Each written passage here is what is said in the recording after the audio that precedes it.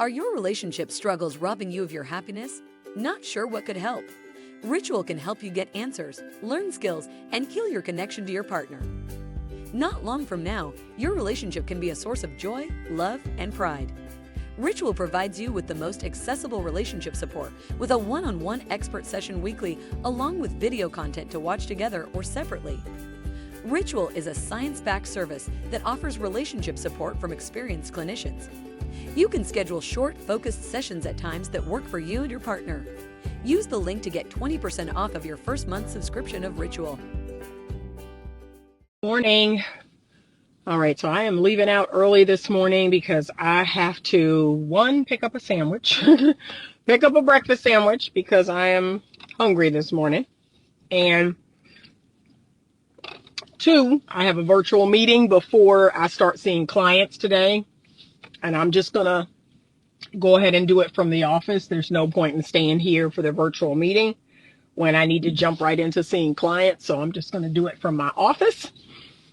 And so I'm going to take y'all with me to Panera so I can pick up my sandwich. But today I wanted to talk about feminine maturity. I wanted to talk about emotional maturity. And this is something that I believe, I need to teach in wife school. So when I am helping a woman to prepare to be a wife, a big part of that process is feminine maturity. And when you hear the word maturity, you think of like old, right? When I say maturity or mature, you think of older, and that is not what it means at all. It is basically a mature mindset. It is basically mature emotionally. It means that there's a wisdom that you're going to pull upon that is far beyond your physical age. And what is so disappointing to me right now, what's happening in our society, in our world, is that you have women that, in my humble opinion, if you're a 21-year-old woman, so you are classified as a woman at 21, technically at 18, you're an adult woman. But today's woman does not act like it.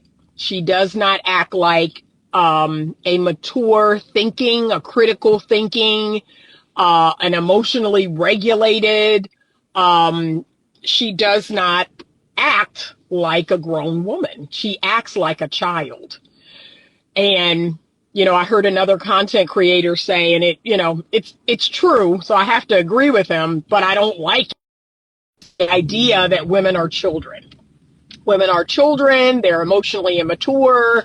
They are led around by their emotions and their feelings and, all the things. They have tantrums, all the things, right? They need guidance and direction.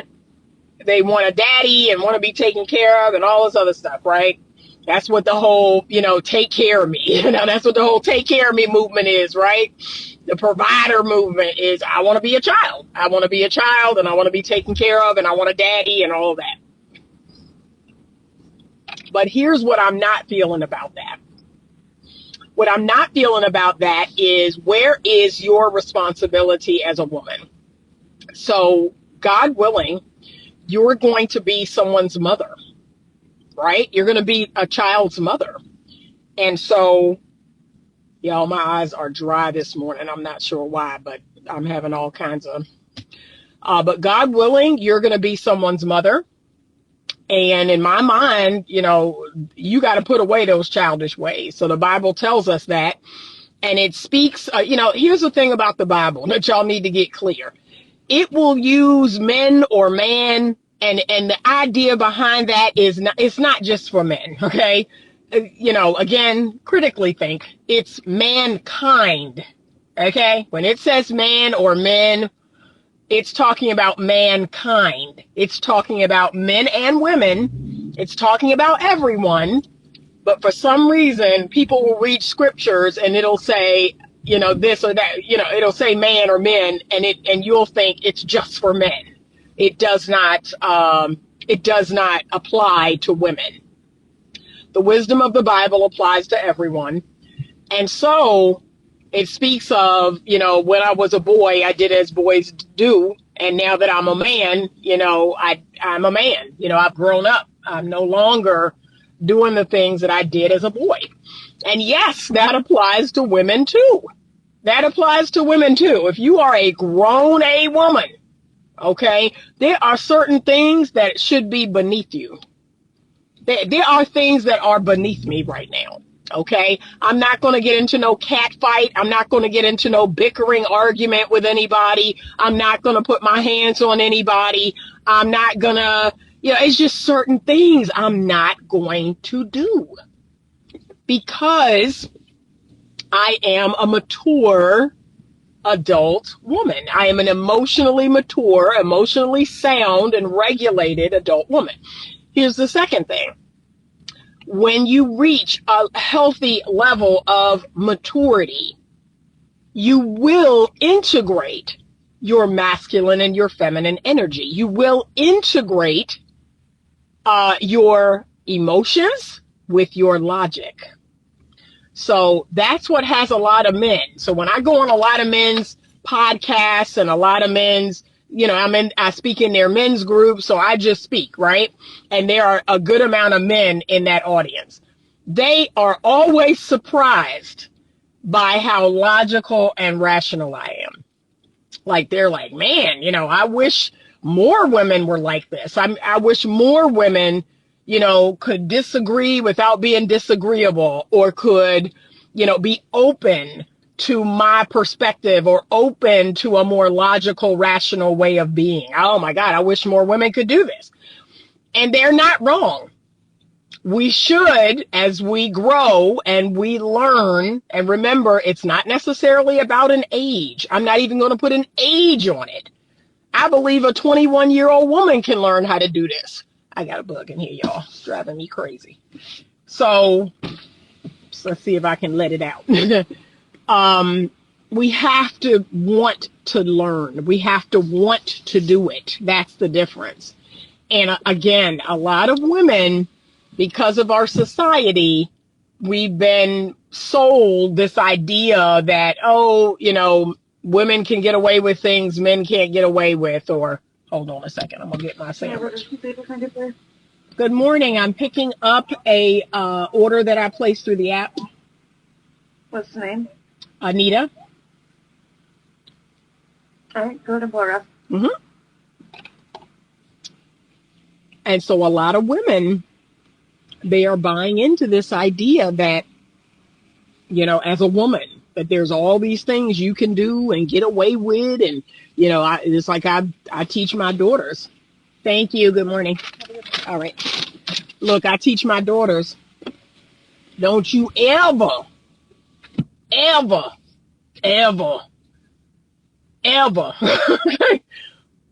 put your physical hands on a man in anger. Okay? Like, you excuse yourself. You run out of there. You do whatever you got to do before you go and put your hands on a man in anger. Okay? Because that's a mistake. That's a mistake that, a lot of women make. And there are dire consequences for that mistake. And look, they feel a way if that man put his hands on them or tries to defend himself. Now they feel a way. But see, that to me is feminine 101. That's femininity 101. I don't ever put my hands on a man in anger or another woman. Like, that's beneath me. Can I be real? That's beneath me. That's some low down ghetto ratchet mess. Okay, so I'm a lady. Okay, I'm a lady, and I'm going to maintain that stance throughout. And if I'm that angry, I'm going to excuse myself. I'm going to leave the situation. I'm going to go about my business. That's what I'm going to do before I allow myself to participate in some gutter behavior. Okay? So these are the wife school lessons that some of us need to learn. But no. Don't you ever call yourself putting your hands on no man. You go about your business. You leave there. You cry to your best friend on the phone or cry to your mama. But no, ma'am. No, ma'am. Because it's going to be a whole different story if you do that to the wrong man. You do that to the man that didn't get the lesson of, we don't hit women. We, under no circumstances do we hit. No, it's plenty of dudes out here right now didn't get that lesson. Plenty of dudes. Okay? And that is not to say that you deserve to get a black eye. But again, don't let that be you. Okay? Don't be complicit in your abuse. Okay? So we have got to grow up. We have got to have a mature mindset and mature thinking. If we are blessed to be someone's mother, we should be a good role model. I'm seeing a lot of women out here that are not good role models. They're not good role models to younger women. They're not good role models to their children. They're not good role models to their men. And a lot of people, what? I'm a role model to my, yes, you are. And this is what women are not taking seriously. You want to hold yourself in high regard. You want to be a healthy role model of what a good, healthy woman looks like. Because right now, we have the opposite. Like right now, I'm a unicorn. Okay, that's what men are saying. You know, your mindset, the way you think, the way you speak, you are a unicorn. Like, we're not seeing many women out here like you. That should not be the case. Ladies, there was a time in history where women were called the fairer sex, where women were pedestalized, where women, a society, here's what was said: a society is only as moral, is only as valuable as its women. And where do you think we've landed now? Look around. Like, take a good look around at our society's women. We have a percentage of women that have bought into the sickness. It is a virus. It is a sick, demonic virus. They have bought into the virus that, you know what? Being with me is going to cost. Being with me is going to cost money. And you know, my beauty and my sexuality is going to cost money. Like, that's it. I will trade my beauty and my sexuality for money. I will trade it for a lifestyle. I will trade it for trips or bags or a car or whatever it is I need. So the fact that I'm a woman, so I had one young lady say, oh, I'm a walking ATM. I'm a walking ATM. If you slide the card between my butt cheeks, money will just fall out of me. I'm a walking ATM. That's sick. That's sick and demonic. Okay? So if you never heard it before, you just heard it from me. That's sick. That is absolutely abominable. And for the ladies who are in my comments where you watch other content creators and you want to come and push back and start talking about, well, you know, are you promoting us being with broke dudes? Are you promoting struggle love? Are you promoting, I don't know, fill in the blank? You know, are you promoting, is that what I said? Like, seriously, if you took my words word for word, is that what I said? Did I say you should be with a man who's unemployed? You should be with a man who's unambitious. You should be with a man who doesn't have his life together. You should be like, what do I teach? I teach you to be with men who are leaders. I teach you to be with men who have their life in order. I teach you to be with men who can also teach you something. Like, why? Why would you go there? Why would you think that that's the agenda? The agenda is to capture a man's heart. And the agenda is to find a man of good character. So a man of good, high moral character, he's not sitting around playing video games. He's not smoking weed every day. He's not watching porn. He's not, drinking to intoxication. Like, what? I'm teaching you to have a godly in word and deed man. So the man that I'm preparing you for is God's best. And trust me, sweetheart, he ain't broke. He ain't, living in the basement, putting his name on the milk and no, he's not that dude, right? Especially if he's applying biblical principles to wealth. He's not broke. He's not broke. Now, he may not make $300,000 a year, but he's not broke. And more than anything, he's generous.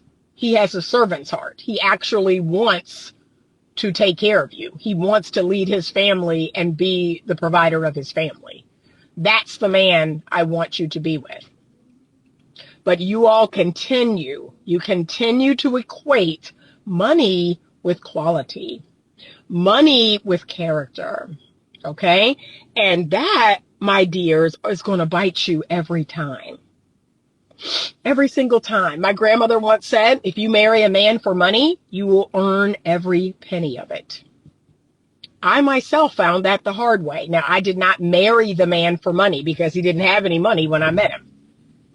But what I didn't understand was that money will reveal character. So his character wasn't great in the first place, and I found that out, later in the marriage. And the more money he made, the worse his character, was revealed. Like the worse it got was the more money he made. And now it's a nightmare because he's like, yeah, I'm worth millions. I can do whatever I want. I can go wherever I want. I can buy whoever I want. It's a nightmare. And trust me, the fourth wife is going to find that out very soon. She's going to find that out very soon. But I believe, and I told a good friend of mine this yesterday, is that in the last 10 years, 20 years, women, they've never experienced love. They've never experienced genuine, authentic love and care. And, they've never experienced that. So in their mind, I might as well get money. Like, I don't know what love is. I've never experienced love. I've never experienced cherishing. I've never experienced a man truly cherishing me. I've never experienced a man's devotion.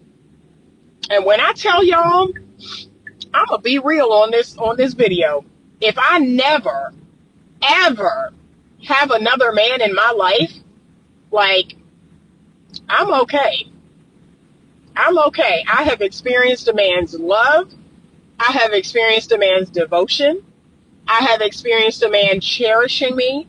I have experienced a man obsessed over me, which ain't all that it's cracked up to be. It sounds good, but it ain't as good as it sounds. Ain't as good as it sounds.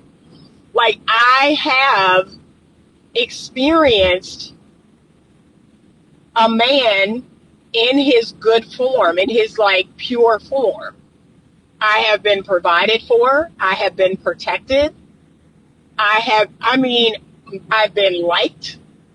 Like, I'm good. I'm good. And that's why when people say, oh, where's your man? And why aren't you married? And why are you out here talking about this? Because I have experience. I have real world experience, number one. And number two, I have clinical experience as a professional. So I believe those two things give me, they give me a license to talk about this. I have life experience and I have clinical experience. So that's it. That's it. But right now, here's what you need to understand, right? We are in a time where it does not matter how skilled you are. It does not matter how good you are. It does not matter. Something just flew off of this truck. It does not matter that you know all of these skills and tools and the relationship stuff. That stuff doesn't matter. Like, I need you to understand that, right? Finding a healthy person and a healthy relationship today in 2024, it is quite a feat. It is quite a feat. And even those of us who are very well versed in the psychology and the psychopathy and the skills and all the things, we are going to struggle as well, right? And how about this? Maybe even more so, because we can see things that the average eye cannot see, okay? We can see things that the average eye is not going to see. So we're going to see avoidance coming. We're going to see narcissism, like, can I be real? I can see narcissism coming a mile away. And so I say, no, thank you. You know, like here's what you got to understand. I say no, thank you more often than I say yes. How about 90% more often? I say no, thank you, or I'm good. I say that about 90% of the time. There's only a 10% of the time where I say, sure, let's meet up for dinner, or let's do something together. That sounds great. That happens 10% of the time. Okay? So that's it. That's what you need to know. That you really believe that, okay, these dating and relationship coaches, these therapists, these couples therapists, I know lots of single therapists. And it's because it's like we have an inside view of people's trauma. We have an inside view of people's, personality disorders that other people don't. And so if you're wise, as I believe I am, I avoid it. Like, I don't get into relationships just because. I get into relationships for purpose reasons. So unlike a lot of y'all, I'm not out here dating for fun. I'm not out here dating because I'm bored. I'm not out here dating because I'm lonely. I'm not out here dating to have kids. That's over. I'm not out here dating. Like, most of the reasons why y'all are dating, those aren't my reasons. I told someone just last night, I said, I am in my divine purpose. I am divinely guided to do something right now. And God has already instructed me, like, no, not him. Not him. Like, there's several men right now that he's like, you're not going to be able to do what you need to do. You're not going to be able to walk with me. You're not going to be able to do this, this purpose that I set out for you. Yeah, he didn't already tell me. So he looked at me and said, I'll let you know. I'll let you know, right? I'll let you know. I'll let you know, because that man needs to understand that you all are coming together for a divine assignment. So, and a lot of these guys that find you attractive or want to be with you, they don't know that. Like, they just find you attractive. They find you attractive. They want to get some or whatever, right? They have limerence or whatever. No, they have to understand they're signing up for a divine assignment. And if they don't understand that, and I've talked to men that I've been on first and second dates with. Like, I believe there's a divine assignment on my life. I tell them, what it is. I said, what do you think about that? And how do you feel about kind of being a part of that? And, some of them will tell me what I want to hear, but I can see the glazed over look in their eyes. Like, I can see there's this glazed over look in their eyes, like, what? Like, huh? I came here to get laid, and you talking about this? See? You talking about this? Like, what does this have to do with me getting something tonight? That's what I want people to know. Like, seriously, y'all. Seriously. And y'all are actually on me like, oh, you should have a man. You should have a man. You shouldn't be out here giving no advice if you're not married. Do you know how hard it is right now? Oh my God. Like, let me get in this parking space so I can tell you something. Okay? Do you know how hard it is right now to find a truly great, healthy, emotionally healthy masculine man who has self-awareness about his stuff and his past, who is a good leader and is continuing to do the work on himself, is continuing to unlock the things that he's been through, right? and got his life in order. Like, okay, so then I'm supposed to meet him where I'm at, because it's not like, I'm getting on no dating app. That's never going to happen. And it's not like, the millions of people on social media are my option. They're not. Okay, so I'm supposed to meet him somewhat in close proximity to where I am. We're supposed to come together. We're supposed to begin a healthy courtship process. We're supposed to exclusively do that. And over 12 to 24 months, we're supposed to get engaged. We're supposed to get married. And we're supposed to maintain that marriage. Like, y'all seriously act like, oh, Anita, you should just, you should be married tomorrow. Now, to the women who are listening to this, y'all are laughing. Y'all are laughing because you know what I'm talking about. You know what I'm talking about. Y'all know it ain't easy. You know it ain't no walk in the park. You know that. And you've heard it from your friends, you've heard it from your family, you've heard it from strangers. You know it's no walk in the park. Like, what are these people talking about? Why do they keep coming for me like, oh, I'm just turning down suitors left and right. I'm just turning down all these great options left and right. I mean, it is crazy. It is crazy. 95% of people on dating apps are not viable. They are dark triad men or men don't nobody want. Okay. And here's what we don't talk about enough. So men are always saying to me, well, the women are only messing with the top 10% of men on those dating apps. The other men, they don't even see. But here's what y'all are not saying. There's a good percentage of those men, I would say 50 or 60%, that don't have their life together, that have horrible social skills, horrible communication skills, are completely inappropriate, are sexually inappropriate. Like, you act like just because they're not players and they don't look a certain way and act a certain way that they're so great. They're really not that great.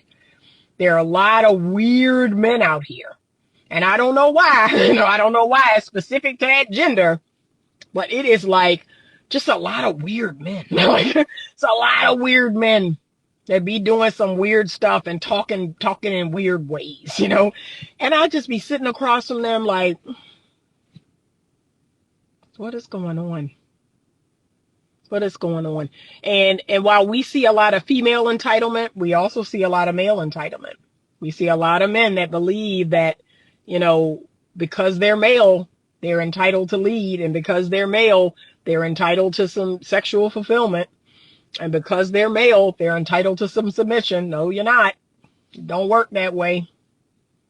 It really don't, especially for a woman. Like, if a woman is feminine by nature, if she's been taught by me, the first thing she's going to do is see how safe you are. She's going to determine very quickly safety and security. She's going to try to determine if she can trust you. So if you're not trustworthy, if you're not respectable, if you're not safe, no, you can forget about it. And I'm not going to think twice about that. I'm literally going to be like, so? So what? I'm not thinking about you if you are not safe and secure. If you're weird, if you're asking weird stuff, if you're saying weird stuff, if you're trying to get me over your house and all that, you're weird. You're weird, okay? You're inappropriate. So y'all really do be thinking like it's just great men out here falling out of the sky and on every corner and hanging off of every tree. It really is not. And as I always say, the more you know, the more educated you are about these things, and the more you know is going to make you almost hyper vigilant, and y'all already know how I feel about the whole give a person a benefit of the doubt. Y'all already know I don't do the nice girl thing. I assess a person, briefly over the phone. I assess a person on the first date. I do encourage that you have 3 dates. That if a man has not made what I call a fatal mistake, now if he makes a fatal mistake on the first date, you're done. There is no giving the benefit of the doubt. If he touches me inappropriately, if he talks disgusting, if he, is just nasty, if he's mean or aggressive to me or anyone else, I'm done. I'm done. If he cusses me out or just gets inappropriate, right? If he's just inappropriate, I'm done. If I hear anything that makes my, sensor go off, if he makes a fatal mistake on that first date, I'm good. But even if it's awkward, even if it's, there's some oddity there, because like I said, men are just weird, okay, if he's not the smoothest operator, or if he's not dressed a certain way, or what, if we go somewhere that, I'm like, whatever. Like I said, he'll get a second date. He'll get a third date. And by the third date, I will truly assess how I feel about him. I don't give a fig how he feels about me at that point. I just assess, how do I feel about him? How do I feel about him in my body? Do I feel relaxed? Do I feel safe? Do I feel secure? Do I feel like I can take this person, like what this person is saying is true? Right? And I don't know about you ladies, but I can feel when a man is exaggerating or when he's just all out lying. Like when a man is just all out lying or exaggerating. And here's some signs and symbols. If a man brags, if he brags about other women, if he brags about every one of his exes wanting to be back with, that's a huge red flag. I don't see how women are not seeing this. If a man sits across from you and brags about how great he is and how all of his exes want to be back with him, like, no, no, that's not how that works. You wouldn't be sitting here with me. And how, how envious all these other women are that I'm with him. And, yeah, there's plenty of women that would love to be here in your place. Really? Okay, because you chose me. I'm assuming that you're not interested in those other women. like you're telling on yourself, bro. You're not interested in them. You're interested in Anita. Like, ladies, come on. And y'all believe that. Y'all, there's no social proof for any of this. Remember this always, ladies. A man telling you something is not social proof. It's not real or a fact until you see it. Until you hear it from someone else or you see it, it's not real. I can't tell a man how good I am. That's not been socially proved. Now, if 2 or 3 men say, oh my God, man, you're dating Anita. Whew, you lucky, man. She's amazing. See, that is social proof. When other people say that about you, when other people show people how great you are, that's social proof. So every time a new client comes in and they're like, oh, I was referred by so-and-so. They said how great you are. And another person said it too. See, that's social proof. That's social proof. I don't get on the internet and talk about, oh, I'm so great at this. Blah, blah, blah. No, I let other people do that. Okay. I let other people do that. So the fact that y'all actually believe what these men are telling y'all out of their mouth, that's a problem. And that's the feminine immaturity that I'm talking about. It's the naiveness, being so naive and being willing to just believe everything they say at face value. We have to stop that. We got to grow up. We got to grow up and we got to realize that men they'll say anything to get into your pants. They'll say anything to get into your good graces, right? That's kind of how they work. Men will lie. Men will exaggerate. Men will try to bring forth their own social proof. That's not how social proof works. You telling me something is not social proof. It's you trying to manipulate me. And I am actually really surprised that women are so easily manipulated. That is a problem. But that speaks to feminine immaturity. You are immature in your mind. You're willing to just take a man at face value. And again, I've had men even say to me, well, that sounds very jaded. That sounds like, no, it's called feminine maturity. Okay. I'm not jaded. Once a man shows me with his actions who he really is, I'm going to fall. I'm going to fall and fall hard, but just you telling me, oh, all these women want me. I have all these options. I don't ever approach women. Women just, I walk out of my door and women just approach me everywhere I go and women talk to me. That's you telling me that piece of information. And until I hear that from 2 or 3 other people or until I see it with my own eyes. Now, if I'm out with you And women are smiling at you, and women are speaking to you, and women are touching you, and women are coming up. Okay. Okay. That's called social proof. But if I go out with you and everybody is ignoring you and ain't nobody walking up on you, touching you, smiling at you, no, bro, you don't get attention like that. You really don't. And most men don't. Can I be real? 90 to 95% of men do not get attention like that.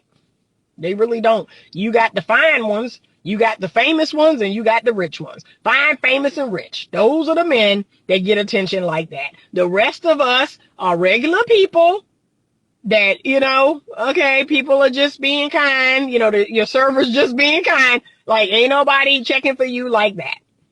All right? And I would say, yes, women, because as a gender, we are the sexier sex. Women get more attention than men, but that's because we're women. Like, we look good naked. So, okay, we look good naked. We are sensual and sexual beings. Okay, so ladies, please stop believing everything a man tell you.